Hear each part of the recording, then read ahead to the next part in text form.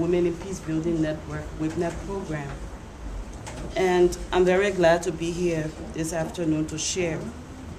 With regards to our process, in looking at the country level work on 1325 and 1820, I will start out with looking at the level of the government.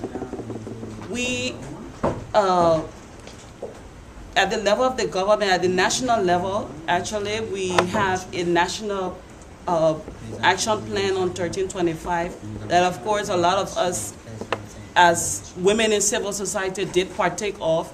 There were a series of consultations held throughout the country. There was a national conference. There were a series of meetings, workshops held, some of which I did represent my organization in terms of presenting papers.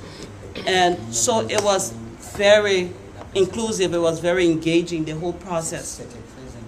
We do have a national action plan, like I said, but when it comes to looking at 1820, the resolution 1820 is something that is not widely known. The resolution is not widely known about in Liberia. The action plan does mention 1820 at some point, but it doesn't speak a lot of it. But what also is happening at the national level is that the gender ministry has been very instrumental in the process through, again, consultative meetings. We do have a sexual and gender-based violence plan of action. Because in our case, the sexual violence doesn't just stand on its own. It is a part of the bigger framework, the part of the whole gender-based violence. We have a serious issue of sexual and gender-based violence in Liberia, and again, at the level of the ministry, they've been very instrumental in coming up with that action plan.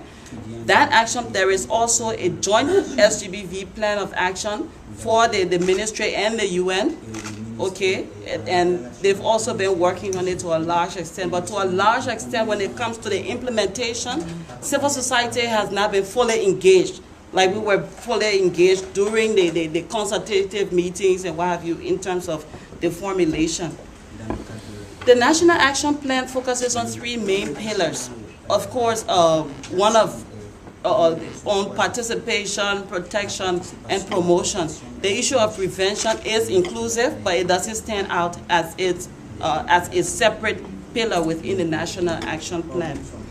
Also, at the level of the government, we have what we call the poverty reduction strategy. And it is also a part of the whole because it aims at mainly promoting the need for inclusion, especially for women, and then also providing access to education, talking about the issues of accountability and so forth. So for me, it's still part of that whole 1325 component. At the level of civil society, specifically speaking from my angle, WIPNET, we work on four main pillars: participation, promotion, prevention, and protection. For us, going directly at the local community level and telling women about 1325, to a large extent, those are just numbers. But when you tell them about the need for having women to participate in governance, in leadership position, when you talk about the need for protecting women's rights, when you talk about the need to promote good governance and rule of law in Liberia, when you talk about the need for prevention of conflict and so forth, people understand. And so our work has been mainly based on those levels, and as a result, we have three main core program areas. One is on capacity building through training on general peace building. We have a Voices of Women radio program that provides airtime for women to voice out and talk about the issues that they are faced with. We also do advocacy around women's rights issues. Also, we have what we call special projects. Special projects are projects that are regularly designed based on the needs of women within communities where we work.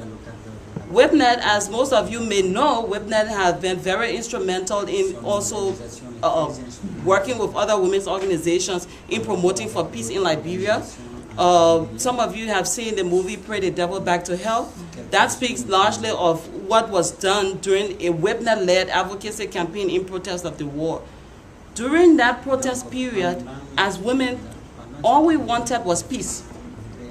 And so we pushed for peace. We did all we could to push for peace.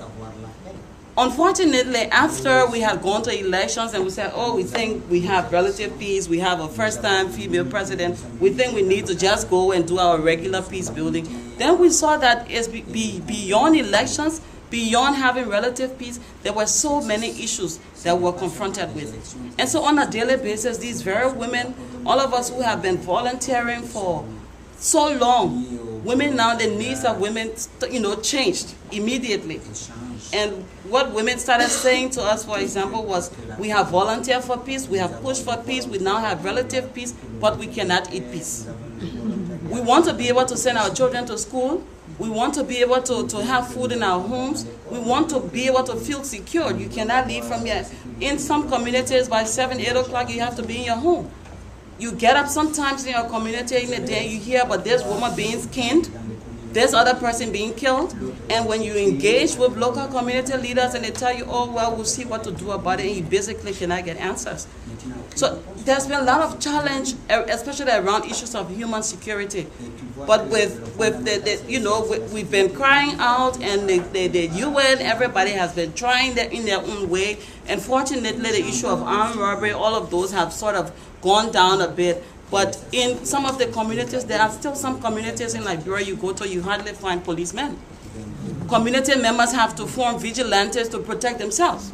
If there are serious cases, they refer them to the main county seat, but they don't get redress. So sometimes those issues just hang. So there's still some, a lot of issues of human security. Again, on the issue of on looking at 1820, talking about 1325, we have had series of conferences at our own level.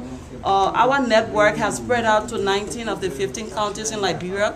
We have more than 2,000 volunteers who are women working and promoting local community peace building at their own levels. And so we continue to engage them, provide training opportunities, share information. We partner with ONMIL. We do regular awareness raising campaigns. We go along with them to do awareness raising campaigns in different communities. And so we have very good relationship with the public affairs section. We also have links with the ONMIL Civil Affairs Unit. We also, from time to time, appear on the ONMIL radio, talking about issues that we see and how we think about national issues. We also have a link with the Ministry of Gender and Development. The Ministry of Gender and Development has regular monthly coordination meetings where women go to the meetings and talk about planning, planning together, even though it's not the relationship or the coordination aspect have not been so strong yet, but at least it's there.